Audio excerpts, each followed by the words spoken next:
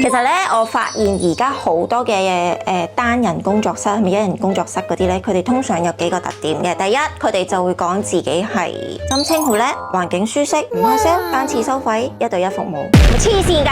本身做美容就係要咁㗎啦，係勞氣。呢啲唔係你嘅銷售重點，呢啲係你嘅環境特質啫。你銷售重點係要攞翻你有啲咩專長去對個客，令到個客要嚟消費你啊嘛。